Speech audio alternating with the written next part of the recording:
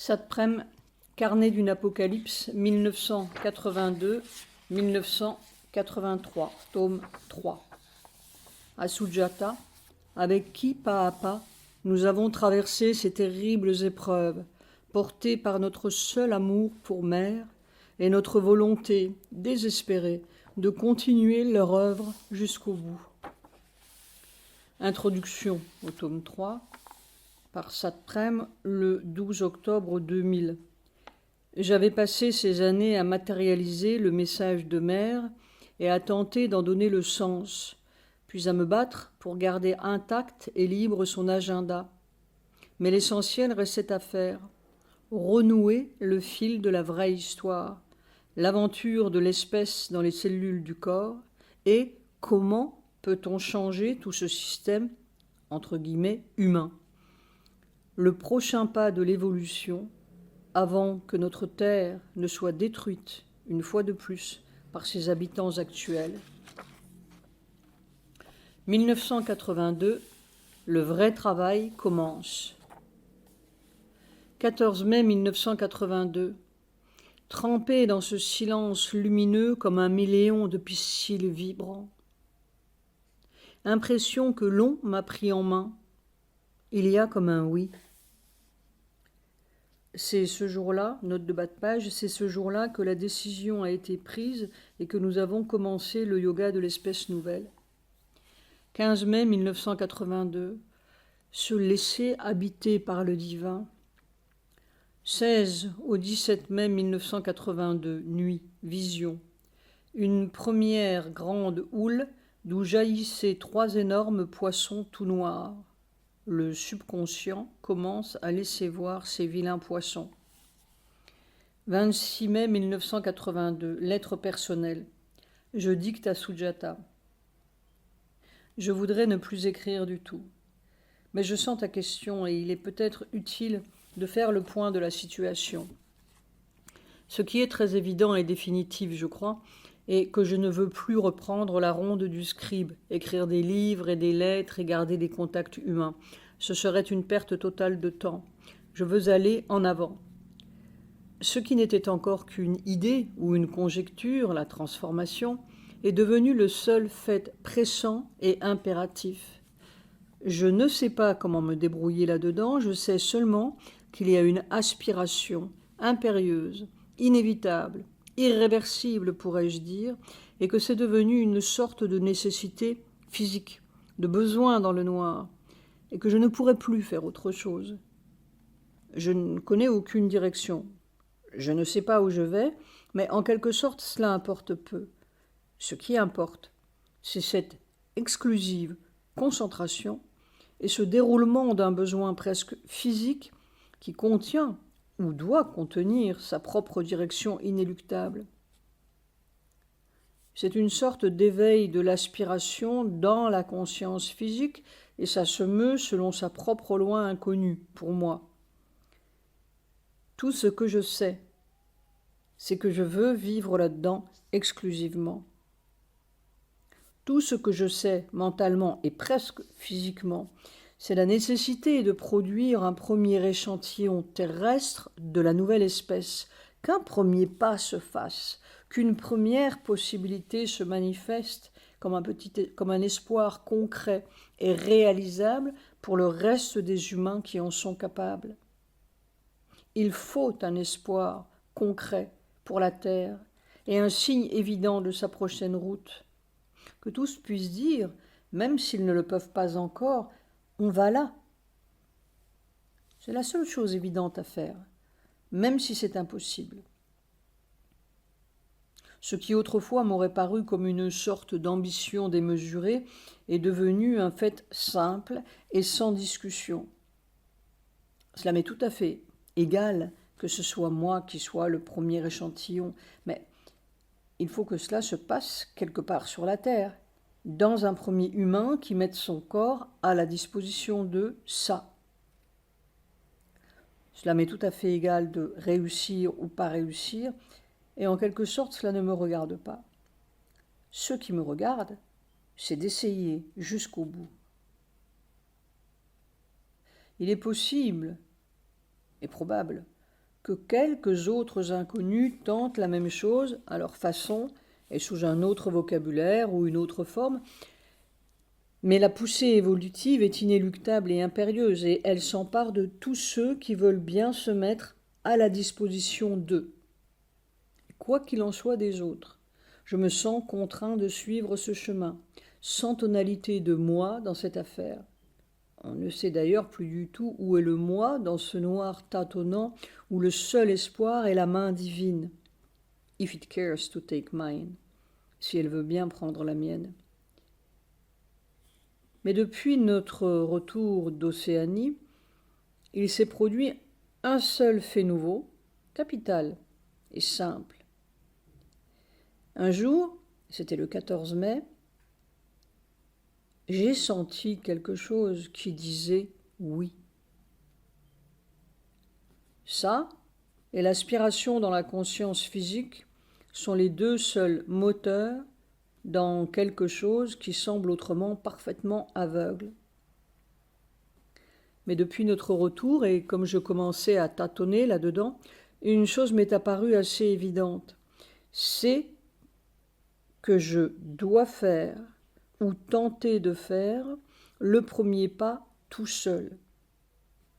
Il faut un premier pas. On pourrait dire un premier breakthrough, troué. Et je crois bien que cela ne peut se faire que tout seul. Sri Aurobindo et Mère avaient hésité au début en se demandant s'ils devaient faire le premier pas tout seul puis entraîner le reste après, mais très vite ils ont tout entraîné. Ou ils ont tenté d'entraîner avec eux la masse récalcitrante d'humanité. Ce faisant, ils ont été apparemment entravés, mais ils ont fait la tâche de l'avatar, qui était de tout prendre dans ses bras et d'ouvrir le chemin. Et ils ont ouvert le chemin. Maintenant, c'est à nous de passer par la porte. Mais ce vieux scribe d'autrefois sent bien qu'il ne pourrait pas tirer avec lui, fût-ce une douzaine de gens, ou même 2 ou 3, sans être complètement entravé et sans avoir à absorber les difficultés des quelques-uns qui voudraient bien le suivre. Il faut absolument faire un premier pas. Et si ce premier pas se fait, alors la preuve irréfutable sera là et le pouvoir d'entraîner quelques autres. Mais au stade où je suis, ce serait seulement me noyer ou me traîner pendant des années. Je vois bien l'extrême difficulté pour un être humain d'arrêter tout ce qui fait le tissu de sa vie. Arrêter sa pensée, arrêter son action, arrêter ses sentiments, et puis rester pendu dans le vide. C'est tout d'un coup une énorme Shakti, puissance, qui se déverse dans une cage vide où l'on risque de tourner en rond comme un lion fou. C'est d'ailleurs ce qui oblige à essayer de trouver la sortie de la cage.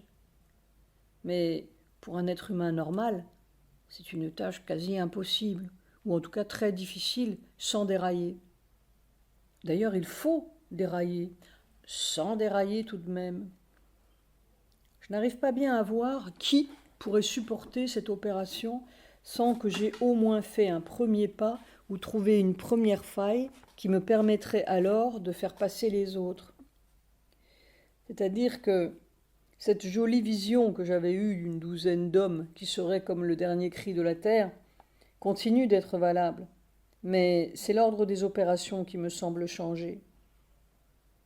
C'est le lieu aussi qui me semble changer. L'île d'Océanie était probablement un vieux reste de mon romantisme breton. Ce lieu, je ne le saurai avec évidence que quand j'aurai fait le premier pas. Alors tout sera clair, impératif et sans discussion, je saurai. C'est donc l'ordre des opérations qui est changé, mais non le principe. Et nous ne savons rien des conditions mondiales qui pourraient encore venir changer cet ordre. Le fait est que j'ai de moins en moins envie de bouger, ni de tout ce qui pourrait distraire cette occupation qui m'habite. L'Himalaya même me semble assez vague et m'attire peu, sauf si Sipien Singh insistait et m'appelait avec vous. Je n'ai plus envie de troubler la concentration qui semble grandir chaque jour. On verra. Je ne sais donc pas où je vais, mais j'ai l'impression qu'on m'a pris en main et que si Dieu veut, comme dans cette vision de 1973, moi à plat ventre sur cette faille noire comme un pont avec ma bicyclette sur le dos, deux grandes mains viendront me tirer de l'autre côté. Alors le reste sera clair. Pour l'instant, on est à plat ventre sur la faille noire. Tu comprendras que je ne veux plus écrire, mais vivre là-dedans jusqu'au signe irréfutable. Alors ce sera évident pour tout le monde et il n'y aura ni à dire ni à écrire. Pour l'instant, c'est le tableau tel que je le vois, mais on ne sait pas ce que les circonstances viendront suggérer. Sujata me disait « Maintenant que vous n'avez plus envie de bouger, c'est que les choses vont bouger. » Point d'exclamation entre parenthèses. Je suis toujours avec toi et avec les quelques frères et sœurs fidèles qui m'ont tant aidé toutes ces années. Qu'ils aient la foi et la patience d'attendre le moment venu, et en attendant que leur aspiration grandisse. Si Dieu veut, nous nous retrouverons pour ouvrir les portes glorieuses. Il est inéluctable qu'un premier échantillon de l'espèce divine apparaisse sur la terre, et cela peut être n'importe qui. L'essentiel est que notre aspiration porte ce qui-là à sa destination divine. L'entreprise est sûre. En se retirant, Mère et Sri Aurobindo ont voulu laisser à l'être humain la grâce ou la gracieuseté de faire lui-même le premier pas de son évolution et de passer par les portes qu'ils ont ouvertes. Satprem n'est qu'un aspirant parmi d'autres et, avec ou sans lui, l'œuvre se fera et un premier échantillon terrestre naîtra, inévitablement, à la vie divine. Pourquoi ne serait-on pas ensemble à le faire ? Satprem. 30 mai 1982. On dirait qu'un processus est en route. L'invincible est endommagé. Bravo. Note de bas de page. Un navire de guerre britannique touché autour de la guerre des îles Falkland qui, à cette époque, faisait rage entre la Grande-Bretagne et l'Argentine. 30-31 mai 1982. Nuit. Vision. Entre les mains des chirurgiens. Je dois subir toute une opération. Note de bas de page. C'est l'opération de l'espèce nouvelle. 31 mai 1982. Je crois que je suis entré sur le chemin. 3 juin 1982. Quelque chose de très désagréable entre dans l'atmosphère. 7 juin 1982. Une lettre de Sujata à un tantrique de Bénarès, traduite de l'anglais. Shri, Namaskar. C'est avec plaisir que je me souviens de notre rencontre au Raj Bhavan, palais du gouverneur de Lucknow. Shri Satprem a reçu aujourd'hui votre lettre du 2 juin. Il est très reconnaissant de l'aide que lui a apportée Shri B lorsque nous nous sommes tous rencontrés à Lucknow. Shri Satprem est cependant extrêmement intéressé d'apprendre un certain Bij Mantra. Note de bas de page. Bij Mantra ou mantra semence. C'est un mantra composé d'un seul son puissant ou l'essentiel qui correspond à un élément particulier. Nous nous souvenons par exemple que Pavitra nous avait raconté qu'en Mongolie, où il s'était retiré dans une caverne, un tantrique de ces lieux lui avait dit le mantra qui permet de mourir à volonté.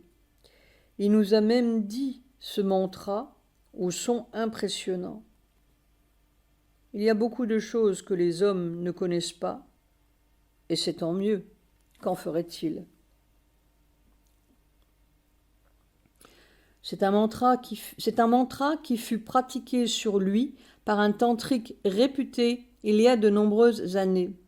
Shri Bi et vous-même saurez peut-être de quel bij mantra il s'agit avec la description de son effet sur le corps de Shri Satprem. La voici, de Satprem lui-même. Aussitôt le bij mantra prononcé, Shri Satprem a senti que son corps n'avait tout d'un coup comme plus de poids, comme si la densité qui fait le corps s'était dénouée. Le corps se sentait tout d'un coup poreux et perforé, ouvert en 1 million de petits trous par lesquels l'air et la lumière jaillissaient. La sensation dominante du corps était la légèreté et la porosité. Note de bas de page. C'est l'expérience que Satprem a eue un jour de 59 avec un certain tantrique. Or, il se trouve que juste après cet événement, 10 minutes après, Satprem a rencontré Mère, qui, dès qu'elle a vu Satprem, s'est exclamée « Mais qu'est-ce qui t'est arrivé ?» Ce n'était donc pas quelque chose de subjectif. Cette description vous permettra peut-être de comprendre quel bij mantra produit cet effet. Cela intéresserait beaucoup Satprem si vous pouviez trouver quel est ce bij mantra et le lui communiquer. Note de bas de page. Satprem pensait que ce mantra pourrait l'aider dans l'opération, mais il allait vite comprendre non seulement l'illusion, mais le danger de ces interventions extérieures et de toutes les soi-disant aides, parce que ce sont des aides du vieux monde qu'il faut justement dépasser. Son Excellence Sir C.P.N. Singh est au courant de cette requête que nous vous formulons et est également intéressé. Veuillez transmettre à Shri Bi les cordiales salutations et namaskars de Satprem ainsi que les miennes. Que le Seigneur suprême veille toujours sur vous, bien sincèrement. Signé Sujata. 8 juin 1982. Écrit à Indira pour présidence de l'Inde, C.P.N. Singh. Lettre à Madame Indira Gandhi, traduite de l'anglais. Madame, veuillez pardonner mon audace, mais je sens intérieurement que je dois vous dire ce que j'ai vu et senti au début du mois de mai. Je n'ai d'autre préoccupation que mon amour pour l'Inde et mon estime et respect invariable pour vous.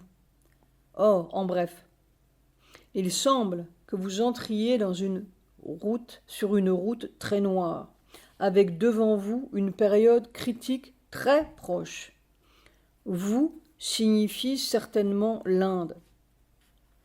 Tout ceci, vous le savez sûrement mieux que moi, mais récemment un sentiment s'est renforcé et est devenu tout à fait clair. J'ai résisté, mais voici ce que j'ai senti. Très bientôt, et peut-être pendant une courte période, vous aurez besoin auprès de vous d'un homme d'un dévouement total et d'une très grande force et sagesse intérieure. Cet homme, c'est Sir C.P.N. Singh. Je sais qu'il y a une Shakti en lui qui œuvre pour l'avenir de l'Inde. Je sais que son discernement et sa sagesse ont une touche divine et que vous pouvez vous reposer fermement sur lui. Vous aurez besoin de lui, madame. Ce n'est rien de personnel, ni mon amour pour lui qui me font parler, mais mon amour pour l'Inde et pour vous.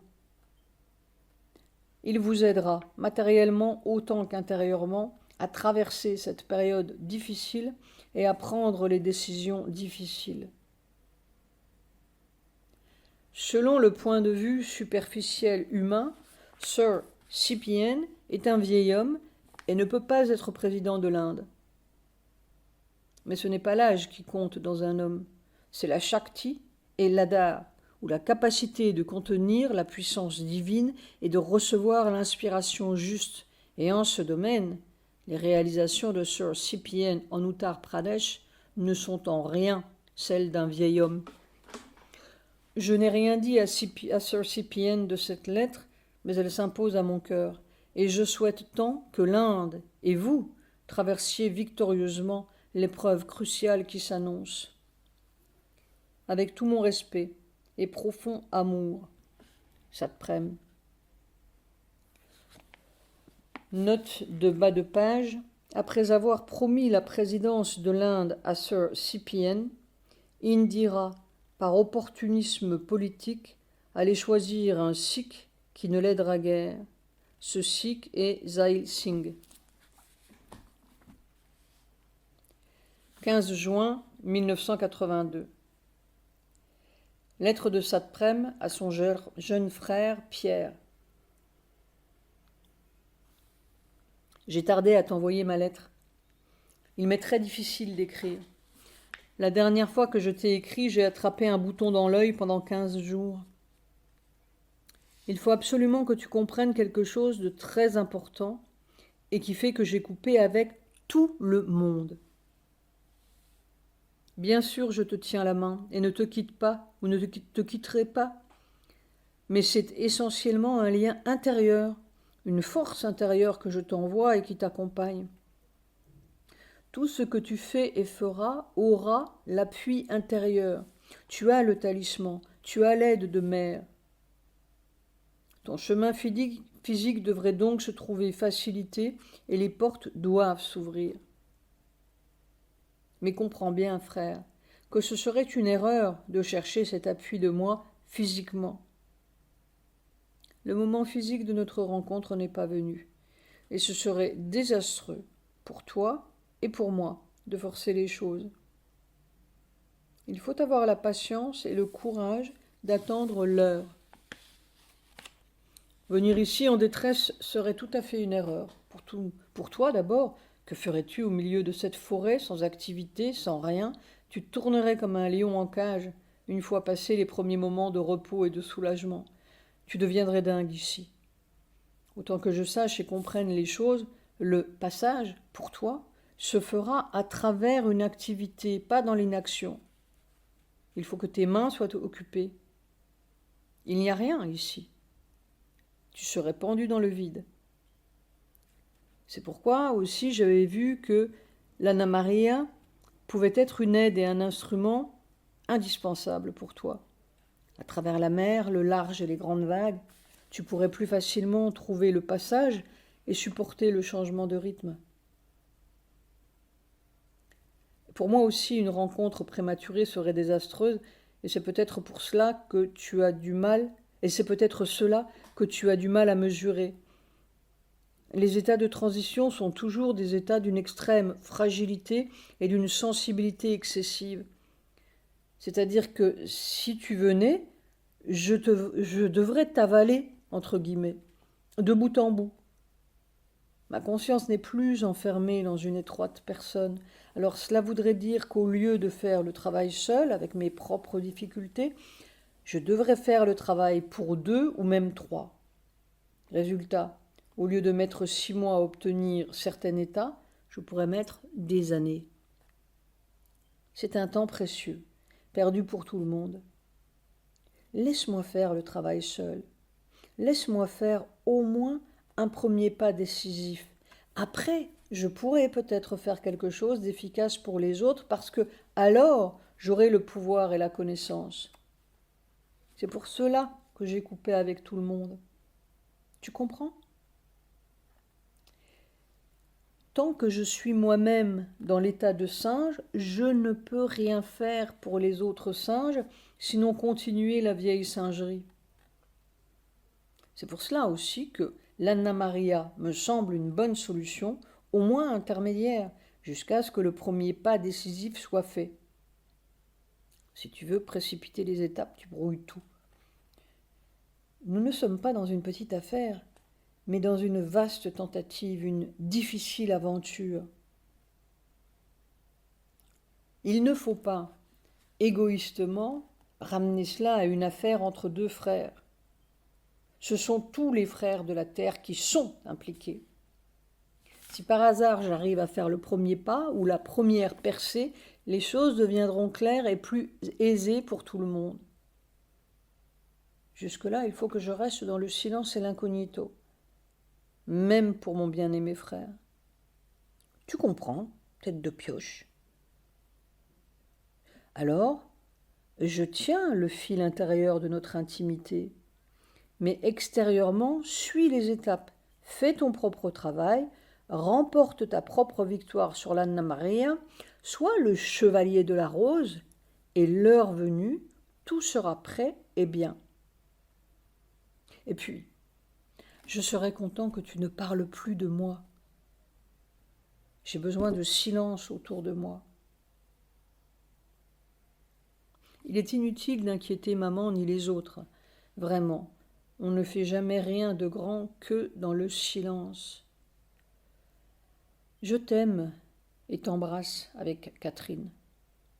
S. 17-18 juin 1982, nuit. Vision. J'allais sur une crête étroite, de plus en plus étroite, dangereuse. J'ai dû descendre de bicyclette, mais c'était dangereux, car il n'y avait nulle part pour poser ses pieds. C'était le vide. Note de bas de page, la bicyclette est le symbole du vieux yoga ou de mon ancien yoga. 19 juin 1982. La conscience comme un pilier. 25 juin 1982. La grande descente. La montagne aride pompe avidement les flots de la lumière. Alors on sait que tu es là. Note de bas de page. Cette notation succincte marque en fait la première descente supramentale. Nous mettrons des mois à la reconnaître, à étiqueter le phénomène ou à oser l'étiqueter. La montagne dans les Védas est le symbole de la matière ou du corps matériel. 27 juin 1982. Mère, que ce corps devienne ta demeure. 29 juin 1982. Moi, on se demande si on est sur le chemin. Sujata. On ne pourrait pas être ailleurs. 30 juin 1982. Une présence si intense et si dense, comme si on avait un autre corps dans le corps. 4 juillet 1982. Le mensonge de la terre est criant. 5 au 6 juillet 1982, nuit, vision. Je grimpais dans un arbre aux branches minces et très fragiles pour aller cueillir des fruits au bout des branches. Il fallait aller très doucement, sans geste brusque. C'était dangereux.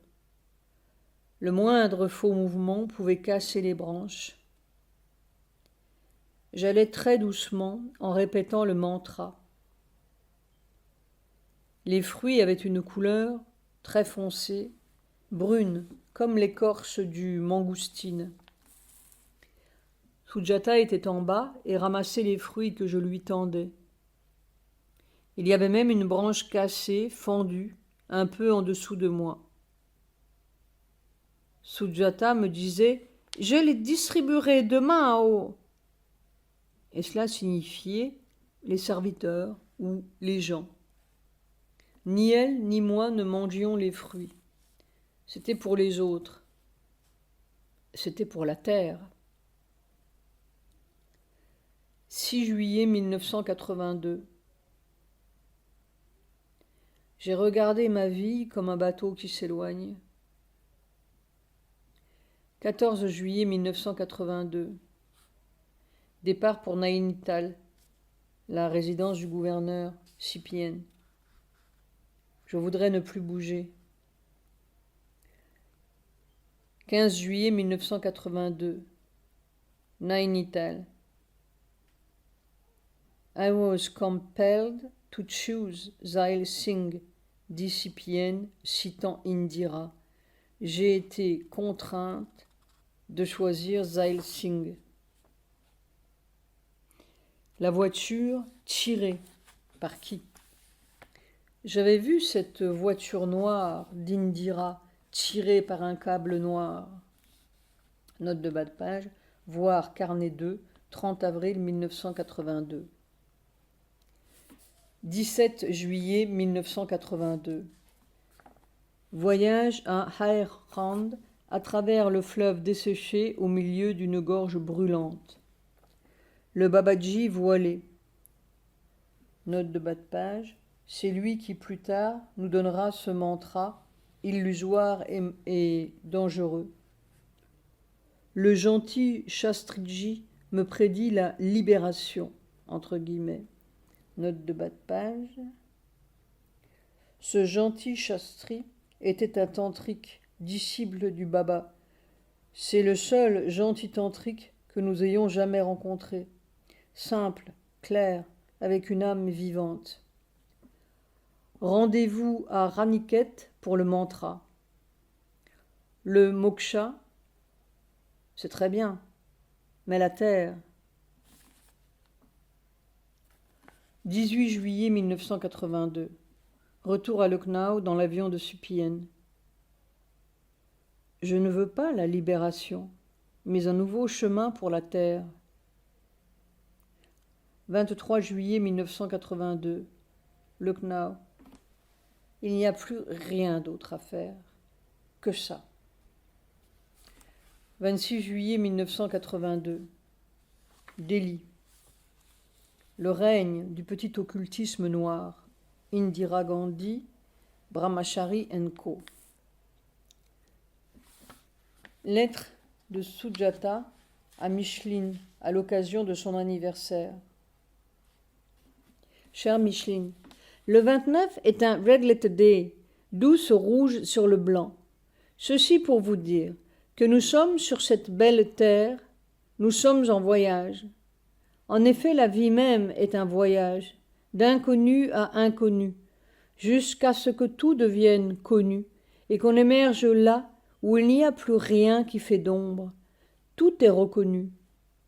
Avec cette reconnaissance et amour affectueux, Sujata. On travaille, je suis près de toi, Satprem. 27 juillet 1982. Arrivée à B. L'évanouissement dans l'aéroport. Une autre vie qui continue juste en bordure de la nôtre. Retour chez nous. 29 juillet 1982. Pour tout se jeter dans le Seigneur et dire « Toi Seigneur, c'est toi Seigneur ». Autrement, la vie est un chagrin. Lettre de Satprem à Robert Anne, dictée à Sujata. Cher Robert Anne, vous êtes loin, mais vous êtes près. Souvent mon cœur et le petit rayon dedans se tournent vers vous avec une question. J'ai même vu 2 ou 3 fois Robert et une fois, très souriant, à ma porte, me disant de son petit ton caché « Que puis-je faire pour toi ?» Je crois bien que la question est « Que peut faire Robert pour Robert ?» Si nous étions moins enfermés dans notre malheureux mental matériel humain, nous communiquerions mieux et vous sauriez que je vous aime profondément dans ce que vous êtes essentiellement. La difficulté, c'est toujours de savoir ce que l'on est. Quelquefois, il faut faire beaucoup de tours et de détours pour le savoir. Sujata et moi avons fait quelques détours assez fatigants, mais instructifs, pour apprendre mieux la seule chose que nous ayons à faire. Cette seule chose, je voulais vous en parler il y a longtemps déjà, mais il fallait le temps de mûrir un peu. notre long voyage m'a mis devant une évidence. C'est que, avant de pouvoir vraiment faire quelque chose pour ces 12 hommes symboliques, ou même pour Robert Hahn tout seul, il fallait d'abord que je fasse moi-même un pas décisif. Alors seulement j'aurai le pouvoir d'aider les autres et la connaissance nécessaire pour faire les pas exacts. L'île de mer reste une réalité, même si géographiquement elle ne se situe pas là où nous le pensions. Mais cette île, ou cette réunion de quelques êtres assoiffés d'une terre nouvelle, vient après un premier pas décisif de ou en Satprem lui-même. Et si ce n'est pas Satprem, ça sera quelqu'un d'autre, car l'œuvre s'accomplira inéluctablement. Un premier homme nouveau naîtra inéluctablement sur cette terre malheureuse. Je me suis aperçu aussi d'une chose très importante. C'est que ce premier pas décisif ne pouvait être fait, s'il est vraiment possible que je le fasse, que dans un isolement complet. L'avatar, c'est-à-dire Mère et Sri Aurobindo, devait tout absorber et avaler tout le poison pour ouvrir le chemin. Mais Satprem n'est qu'un être humain qui a soif, tellement soif d'une vie véridique sur la terre.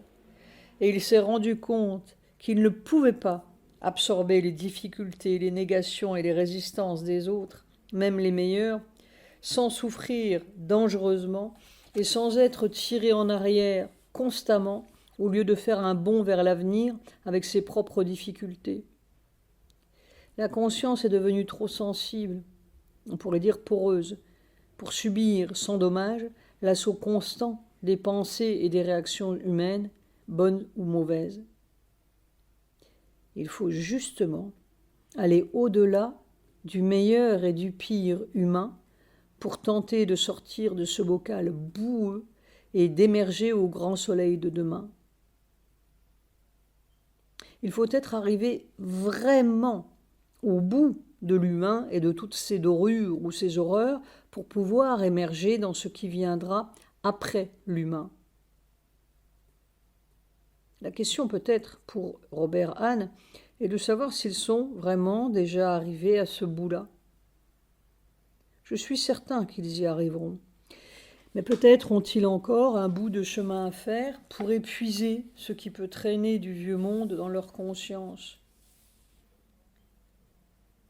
Ce vieux monde ne peut être quitté que si, intimement, totalement, on a épuisé ses sourires et ses inventions les plus belles. Ce vieux monde peut être un marchepied et une pierre de touche pour arriver au point de non-retour.